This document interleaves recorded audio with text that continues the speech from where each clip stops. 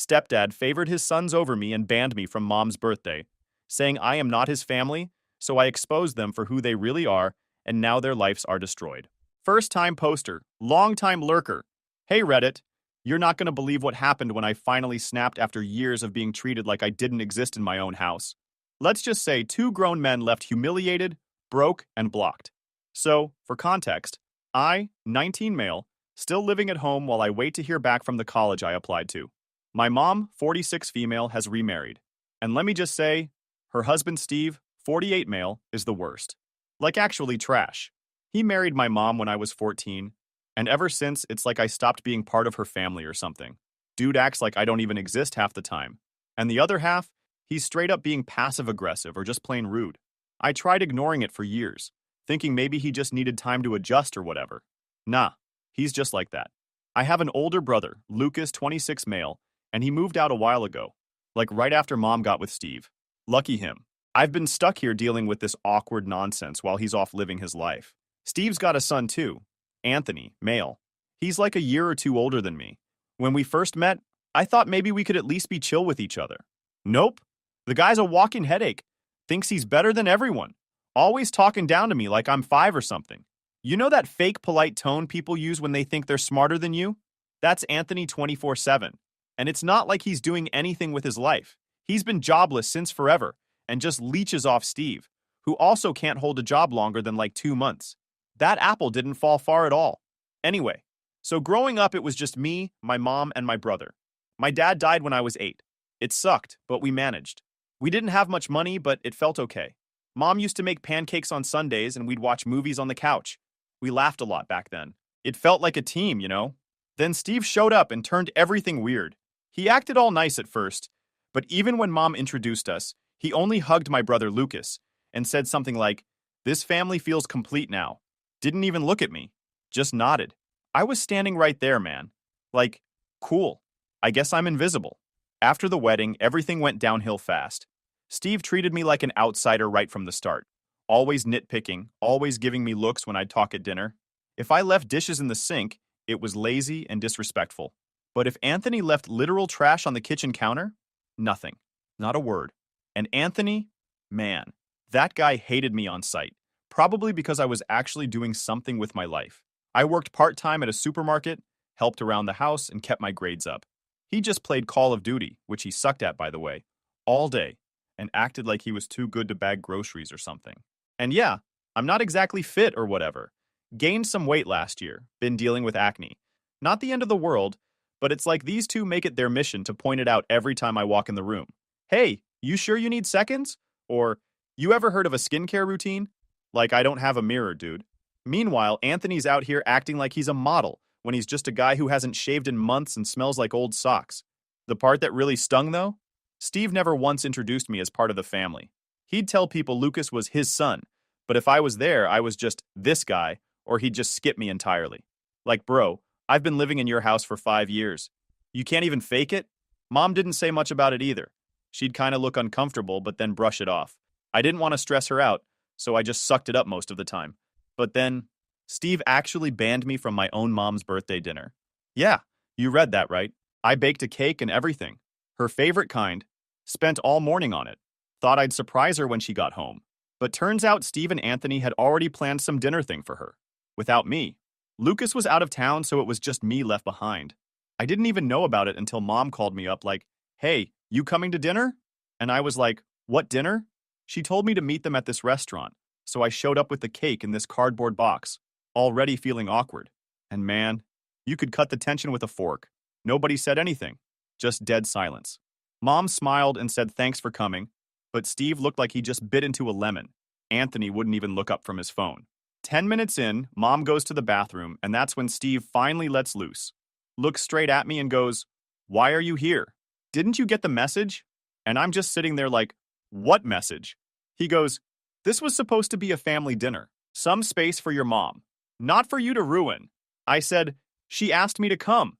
And this man just shrugs and says, "Yeah, well, maybe learn when to take a hint." Then Anthony joins in like, "Can you not make this about you for once? We wanted to give her a good evening." And I'm just standing there with this stupid cake on my lap, feeling like I just walked into a stranger's house. So yeah, I left. I didn't say anything, just got up and walked out before I lost it. Didn't want to cry in public or throw hands, so I just dipped. Later that night, Mom texted me asking why I left.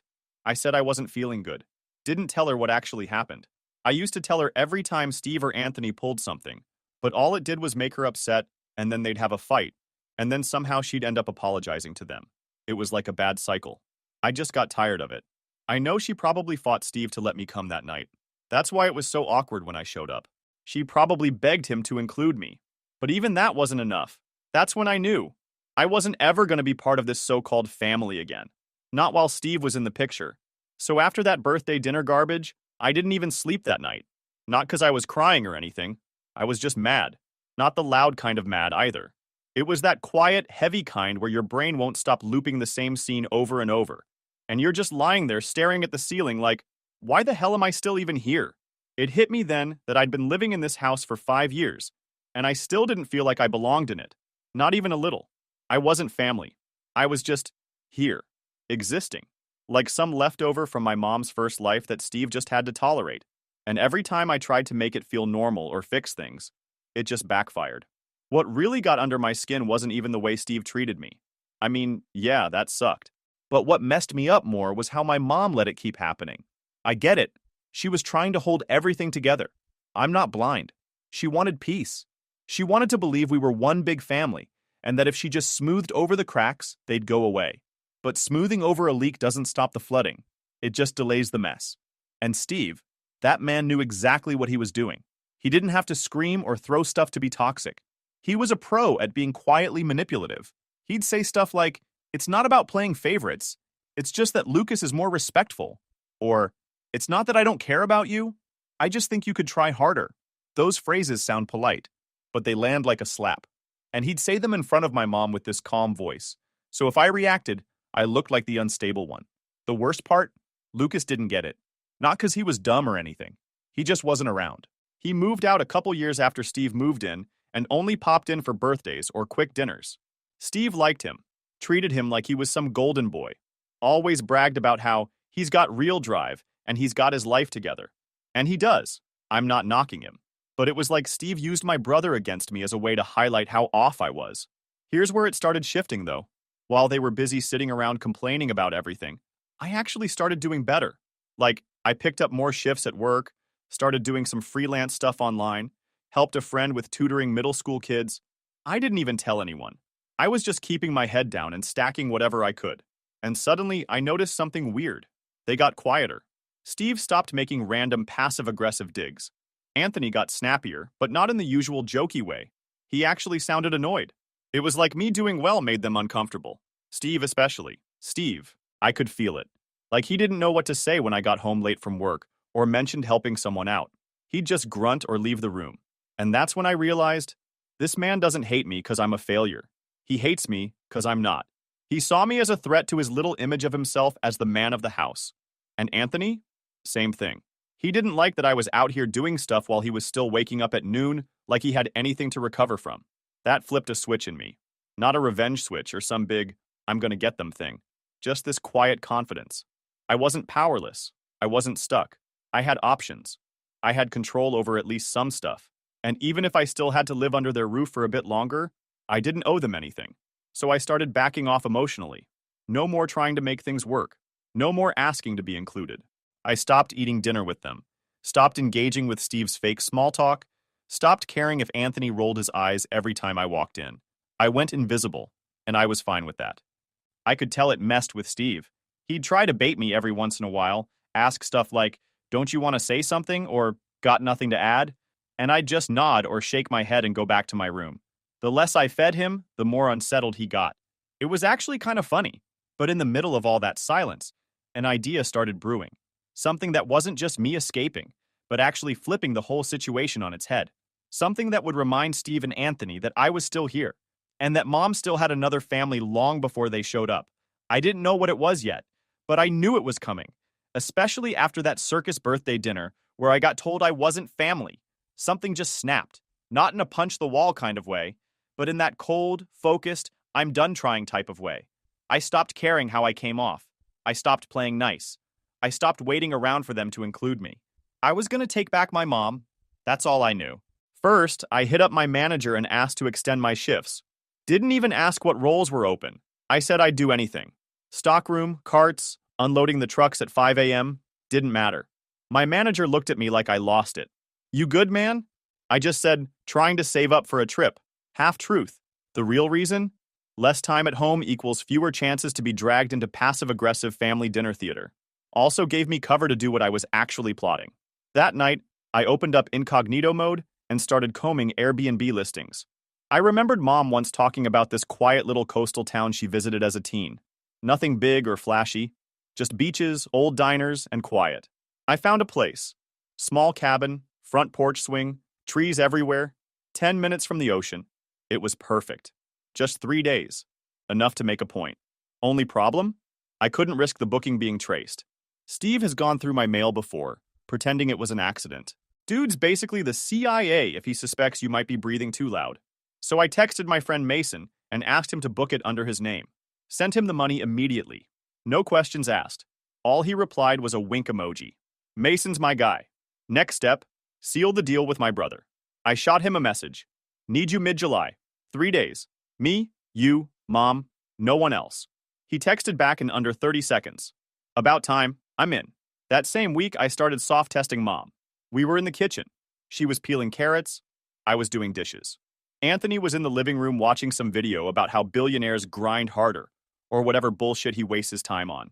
I just asked, if you could go anywhere right now, no planning, no cost, where would you go? She paused. Somewhere quiet, where people don't expect anything from me. Bingo. I wanted to tell her about the plan right then, but I held back. She needed to want it before I dropped it on her. But the more quiet I got, the more the house started acting loud. Steve started getting nosy, real quick. He asked me, you working a lot lately? Everything all right? I said, just saving. For what? College. Then he gave me that stare. That looked like he knew I wasn't saying everything. He didn't say more, but I knew I'd officially made his radar. Then came Anthony. He's never been subtle. One night I walk in and catch him poking through my backpack in the living room. I said, lost something? He jumps back like I caught him robbing a bank. Just thought it was mine. Yeah? You bring a backpack to the couch every day now? He didn't respond. Just walked off. But that's when I realized I had to move now. The next day, I left work early, hit up the library, printed out the trip plans, directions, reservation info, even diner spots nearby Mom used to talk about. I folded it all into a beat-up folder labeled Math Notes and shoved it deep under my bed. I was about to text my brother to confirm the final date when something happened that almost blew everything. Mom was in the living room folding laundry. Steve and Anthony were watching TV, some dumb reality show where people scream about shrimp. I walk past, and I hear Anthony say to Steve real low, he's planning something. Bet it's about us. Steve leans forward. Like what? Anthony shrugs. He's acting sneaky. Been hiding stuff in his room. I kept walking like I didn't hear anything, but my ears were locked in. Later that night, Steve knocks on my door. You got a minute? I open it a crack. Yeah? He pushes in anyway. Just want to make sure you're not keeping secrets from the family. You know, it'd be real selfish to make your mom choose sides. That hit different. He wasn't asking. He was warning me. I said, there's nothing going on, and stared right at him. I don't blink when I lie anymore. He stood there a second too long, then just nodded and left. But I knew he didn't buy it. So now I had to tell Mom. Not just because time was running out, but because if Steve snooped even once more, it'd all unravel. I waited till she was alone. I caught her folding towels in the laundry room. Can I talk to you? I said. She nodded. I pulled out the folder. I planned something. For you, me, Lucas, 3 days. Peace, just us, before I leave for college. She didn't open it. She just held it like it was glass. You're serious? I said. Yeah, fully booked. I used Mason's name so no one here finds it. We leave the 18th. She sat down on the dryer. I can't leave Steve and Anthony alone like that, she said quietly. I felt my throat tighten. They leave you alone every damn day. She looked up. For the first time in forever, she didn't try to defend them. I said, you didn't marry them to be a referee. She didn't respond, but she didn't say no either. Then came the final twist. Next morning, I find the folder on the dining table. I panic. Did Steve find it? But taped to the front was a sticky note with one word. Yes. Under it was her signature. And in that exact moment, I heard Steve's truck pull into the driveway. Mom was already in her coat. She looked at me, held her finger to her lips and whispered, "Don't say a word." Few days later, it was trip day. We were supposed to leave at 8 a.m. sharp. I packed the night before, quietly. One duffel bag, snacks for the road, printed backup of the directions in case the Wi-Fi cut. I slid the folder into the side pocket and triple-checked everything. My brother texted, "Leaving now. Be outside in 20 minutes." But at 6:30 a.m., as I was double-knotting my shoes, there was a knock at my door. I froze. It wasn't the soft knock Mom does. It was fast. Aggressive. "Open up!" Steve's voice came through. "Now!" I opened it halfway. "What?" He pushed in like he owned the place. His eyes scanned the room, stopped on my packed bag. "You going somewhere?" he asked, too calm. "Visiting a friend," I lied, heart pounding. "This friend got a name?" "Mason." He tilted his head. "Mason who booked that little coastal Airbnb?" My stomach dropped. "Funny how you left your email open on the family computer last night. You really think I wouldn't notice a random reservation to a beach town you just asked your mom about?" I stayed quiet. He took a step closer. "Are you taking her? You trying to pull her away from this family?" I didn't answer. I didn't have to. That was my confirmation. He stormed out, yelling to my mom, "Mary!" like a madman. I followed him down the hallway, 2 steps behind, heart racing. He reached the kitchen where Mom was pouring coffee like it was any other day. "You were gonna leave?" he barked. She didn't flinch. "Yes." "With him? Without telling me?" My brother's car pulled up outside. Timing could not have been tighter. Mom looked him dead in the eye and said, "I needed space. That's all. Just a few days." Steve turned to me. "You manipulated her into this? You want to destroy this family?" "I'm not the one who made her feel like a guest in her own life." Anthony burst in from the stairs. Wait. What's happening?" Steve pointed. "They're leaving, just walking out." Anthony looked stunned. "Without us." "You're not part of the family, so you're not invited," I said, grabbing my bag. "Crazy, right?" My brother honked from the car. No turning back. Steve tried again, but Mom raised her hand. "I'm going. I'm not asking." She walked out the door first. I followed, slamming it behind me. In the car, it was dead quiet for 5 minutes. Just breathing, silence, and the low hum of the highway. Then my brother muttered, "Holy crap, that was wild." I nodded. "And we're not out of the woods yet." Because I knew Steve. I knew that face. That man wasn't letting us go that easy. We got to the cabin by noon. It was everything I hoped. Quiet, breezy, porch swing swaying in the wind. My brother threw his bag onto the couch and flopped down like he'd been carrying bricks. Mom stood near the window, staring at the woods like she forgot what fresh air felt like. "I don't know what's going to happen when we go back," she said finally. "You don't need to think about that now," I told her. "Just breathe." But peace didn't last. Around 3 p.m., my phone buzzed. Blocked number, 1 missed call, then again, then a third, voicemail. I put it on speaker. Steve's voice. "You think you've won, huh? This isn't over. You just kidnapped my wife." Mom's hands were shaking. "He's insane." I called Mason. Told him to check the email and remove everything tied to me. He wiped it clean, replaced the name with a fake one, updated the reservation to private. But the worst wasn't done yet. That evening, we drove into the town to get groceries. As we pulled into the store parking lot, I saw it. A black SUV parked across from the store entrance. Engine off, driver wearing sunglasses. The windows were tinted, but I knew that car. Steve's best friend Jeff owned it. I didn't say anything. Just parked. Went inside with Mom and my brother, acted normal. But I checked every aisle, every mirror, every reflection. When we came back out with bags, the SUV was gone. "Do you think they followed us?" my brother asked. I know they did. Back at the cabin, we drew the curtains, locked the doors, turned the porch light off. Not 'cause we were scared. We were ready. I didn't sleep much that night. Every sound made me sit up. Wind in the trees? Get up. Peek through the blinds. Car passing by? Sit by the window and wait till it fades. At 3:17 a.m., my phone buzzed again. A picture.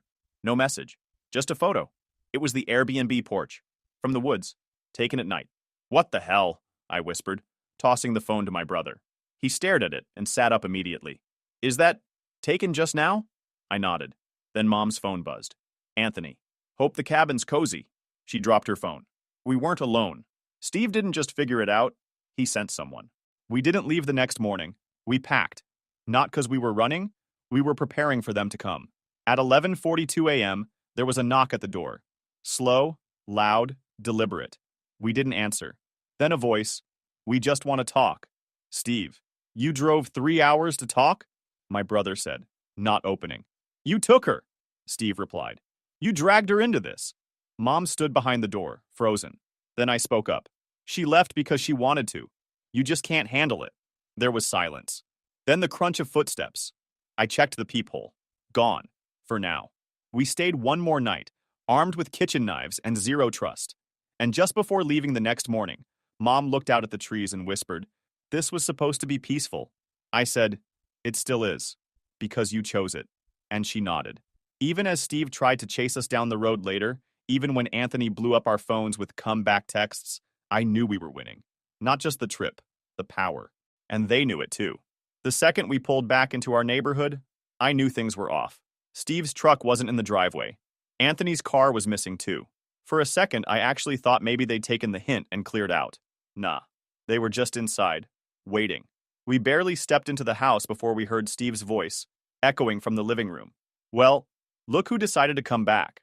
Mom sighed and dropped her purse gently, like it might set off a landmine.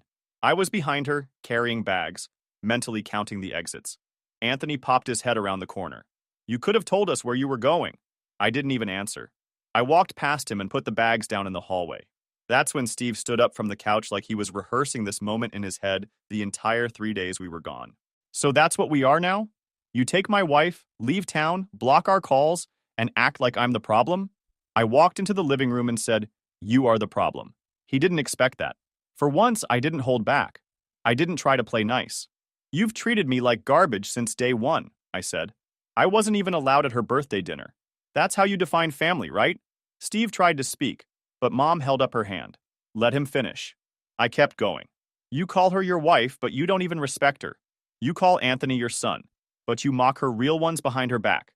You act like this house is yours when you don't even pay for half of it. Anthony scoffed from the kitchen.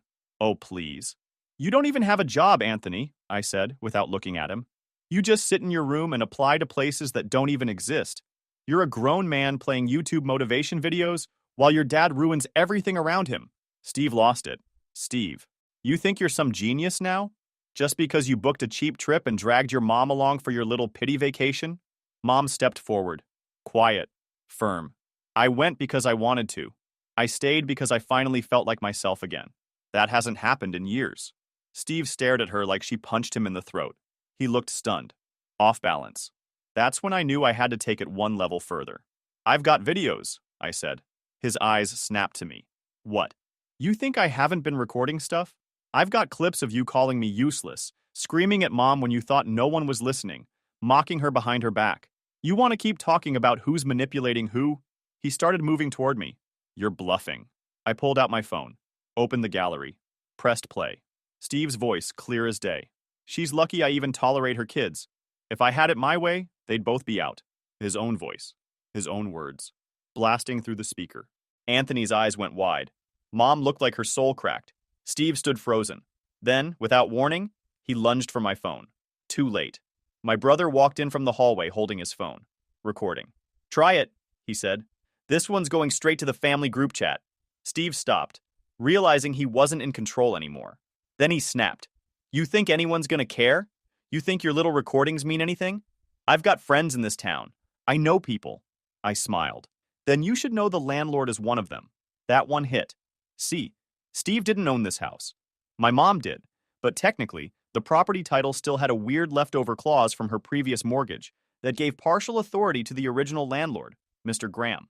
I called him during the trip, told him everything. He'd known my dad back in the day. He told me if Steve stepped out of line again, he'd back my mom on removing him. Want to test it? I said. I can have Mr. Graham here by this afternoon. Steve's chest rose and fell like he was about to explode. But he didn't. He just turned to Mom.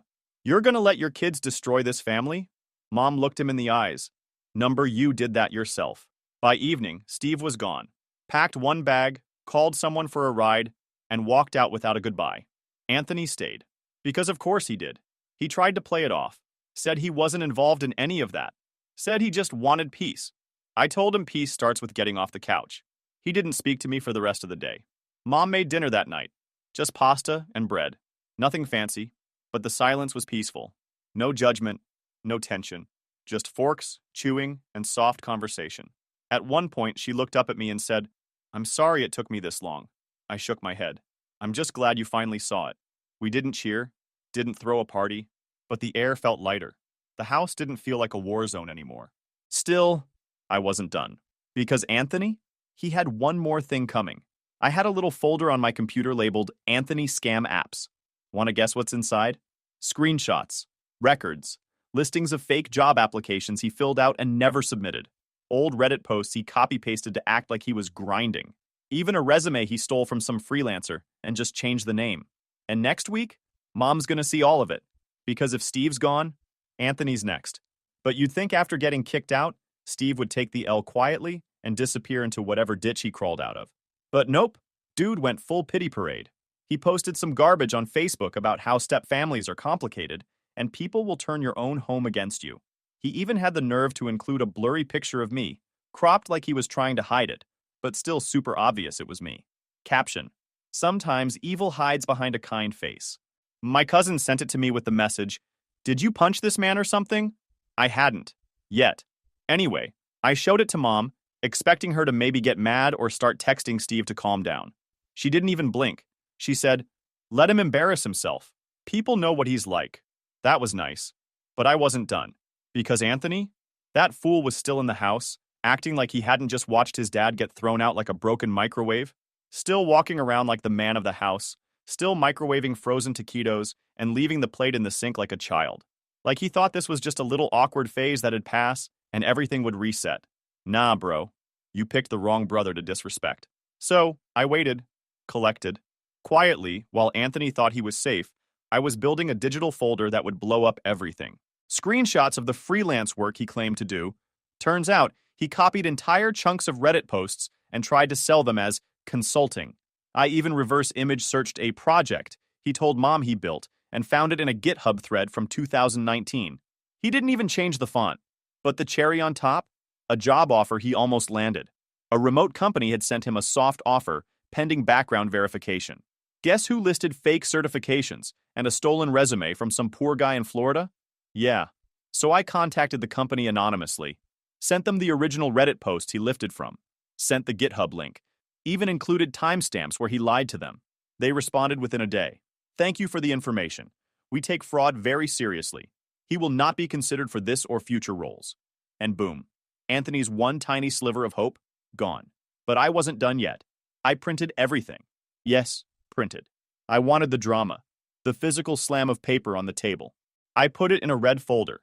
Yes, I picked red on purpose, labeled it Anthony's Masterclass in Lying, and handed it to my mom one afternoon while he was out applying for jobs, aka playing FIFA in the basement. She didn't say anything for a long time, just flipped through page after page, her jaw clenching tighter with each lie. When Anthony came upstairs, she didn't even wait. She dropped the folder in front of him like a legal notice. "Explain this." He looked like someone just shot his dog. "What is this? Fake resumes, stolen projects, companies you never applied to. This is what you've been doing while we've been paying for your food and Wi-Fi?" He tried to talk. I was trying. I didn't think you'd get caught?" She wasn't yelling. That made it worse. He glanced at me like I'd betrayed him. "You saved that stuff? You stalked me?" I laughed. "You left your Google Drive open on the family computer, genius. You literally uploaded a file named Fake Resume Final PDF. You did this to yourself." He tried to storm out dramatically, but got tangled in his phone charger cord on the way out. Not even kidding. Almost tripped. Slammed the door. Came back 20 minutes later and mumbled something about just needing support. Mom gave him an ultimatum. Pay rent, get a job, show actual effort, or leave. She gave him 4 weeks. He lasted 2. Guess where he went? Straight to Steve's crusty one-bedroom apartment he was subletting illegally. Guess what happened there? I got a message from a girl I barely knew from school. Apparently, Steve posted in a local Facebook group looking for part-time business partners and asked people to send money for startup costs. She sent him $200 before someone warned her. You know who? Me. I posted screenshots of Steve's weird DMs, added proof of the fake startup, and tagged the local business community page. It got over 100 comments in a day. Steve deleted his post, then his whole profile. Anthony tried defending him in the replies using a burner account called Tony Grindset. People roasted him alive. He deleted his too. It's been 3 weeks since then. Anthony hasn't contacted Mom once. Steve tried texting her something like, "You ruined my life," and she just blocked him without replying. I finally have peace in this house. Like, actual quiet. No guilt tripping. No condescending nonsense from Anthony about how hustling is a mindset. No Steve acting like I owe him respect. My mom laughs again. Like, genuinely. She's thinking of repainting the kitchen and starting a small plant business on the side. My brother visits more often. He brought steaks last weekend and called it a celebration of finally having air to breathe. As for me, I got accepted to college. I'm leaving in a month. And this time, I'm not running from anything. They're gone. And I didn't just kick them out. I ripped the masks off while they were still trying to pretend they were good guys. Steve can go scam someone else. Anthony can keep grinding his fake hustle into the dirt. Me? I'm free. And I did it without screaming. Without begging. Just facts. And receipts. They thought I was weak. Nah. I was just waiting for the right time to burn the whole thing down.